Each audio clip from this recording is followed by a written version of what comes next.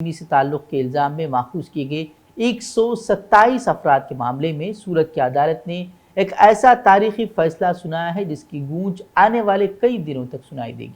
अदालत ने इस मामले में हतमी समाअत करते हुए अपने फैसले में तमाम 127 अफराद को बाइज्जत बरी करने का हुक्म दिया है।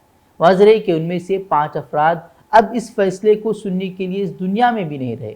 20 साल के तवील अरसे तक जारी रहने वाली शदीद ज़हनी, समाजी और माशी परेशानी से अब ये मुलज़िमीन आज़ाद हो रहे हैं। अदालत ने अपने फैसले में कहा कि पुलिस उन मुलज़िमीन के ख़िलाफ़ एक भी काबिल एतमाद, वाज़ेह और इत्मीनान बख्श सबूत नहीं पेश कर सकी है, जिसके बाद अदालत ने उन्हें बाइज्जत बरी करने का हुक्म दिया है और अपने फैसले में पुलिस की भी सख्त सरजनिश की।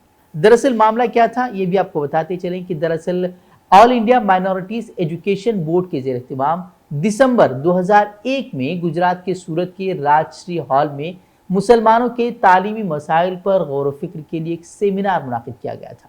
सूरत पुलिस के अठौले पुलिस थाने की हद में जारी सेमिनार पर खुफिया महकमे की इत्तला के नाम पर कार्रवाई की गई और उसमें शामिल सभी अफराद को सीमी का मुश्तबे मेंबर बताकर गिरफ्तार किया गया।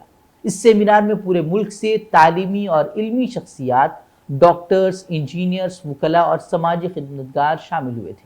पुलिस ने कार्रवाई करते हुए उन पर यह इल्ज़ाम लगाया कि ये तमाम गैर कानूनी सरगर्मियों के फ़रोग़ और सीमी की तोसी के इरादे से यहाँ जमा हुए हैं। Chief judicial magistrate N Dave की अदालत ने काबिल तकलीद फैसला देते हुए पुलिस की तफ्तीश और उसके पूरे केस की बकिया उधेड़ दी है। अदालत ने अपने तबसरे में पुलिस की सख्त सरजनिश करते हुए ये भी कहा कि इन सभी पर जिस तरह से UAPA का इतलाक़ किया गया वो तो और भी नाकाबिले कबूल है, क्योंकि उनमें से कोई भी मुनज़्ज़म मुजरिमाना सरगर्मियों में शामिल नहीं रहा है और न ही उनका कोई रिकॉर्ड, इस तरह का मुजरिमाना रिकॉर्ड मौजूद है। फिर कैसे पुलिस ने इतनी सख्त दफ़ात पर उन पर आयद की। इसी मामले में ज़ियाउद्दीन सिद्दीकी जो कि इस मामले से बरी हुए हैं, उन्होंने अल्लाह का शुक्र अदा किया और सिस्टम पर भी उन्होंने सवाल उठाए। उन्होंने कहा कि 20 साल बाद हमें मुकदमे से बरी कर दिया गया, लेकिन इस अरसे के दौरान जो तकालीफ हमने और हमारे ख़ानदान ने झेली हैं उसे कैसे दूर किया जा सकता है। इस तरह से अरेस्ट किया था और तकरीबन 1 साल के करीब जेल में रहे, लेकिन ये प्रोसेस 20 साल तक चलने के बाद आज जो एंड को पहुंचा है, तो हम इस पर अल्लाह का शुक्र अदा करते हैं। जो सिस्टम जिन्होंने कंप्लेन की थी वही हमारे इन्वेस्टिगेशन ऑफिसर थे। लीगली कैसे सही है हमें नहीं मालूम, लेकिन सिस्टम ने जो है उनको ये पावर दिया है। दूसरा, सिस्टम ने 20 साल हमारे ख़राब किए हैं। ये सिस्टम ने 20 साल हमारे कैसे ख़राब किए? हमारी बीवी, बच्चे, हमारे कारोबार, हमारे जॉब्स, इतनी प्रॉब्लम्स जो फेस करनी पड़ी, कितने लोगों को जॉबलेस होना पड़ा, कितनों के कारोबार ख़राब हुए, 1-1 साल तक जेल में रहना पड़ा, हर महीने यहाँ आकर हज़ारों रुपया खर्च करना पड़ा, वकीलों की फ़ीस, ये सारे मामला। तो एक आदमी जो हैंड टू माउथ हो ये कैसे अफोर्ड कर सकता है? तो ये जो प्रॉब्लम्स है इसको कंपनसेट कौन करेगा?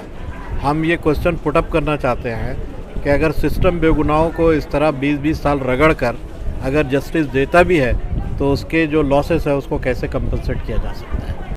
ऐसा पहली बार नहीं हुआ है इस तरह के, बल्कि कई सारे मुस्लिम नौजवान हैं जो आज भी जेलों में बंद हैं। 20 साल, 25 साल उनकी उम्रें जेलों में कट जाती हैं और आखिरकार अदालत ये कहते हुए उन्हें बरी कर देती है कि उनके पास कोई ठोस सबूत उनके खिलाफ मौजूद नहीं है।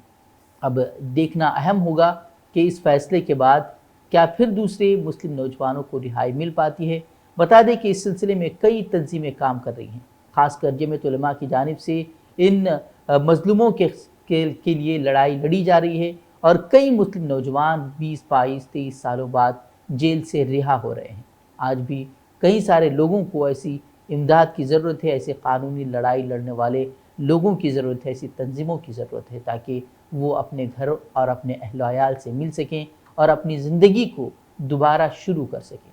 लेकिन एक सवाल अब भी यही कायम रहेगा कि जो उम्र उनकी 20 साल, 25 साल जो जेलों में गुजरी, उनका हर्जाना, उनका तावान कौन अदा करेगा?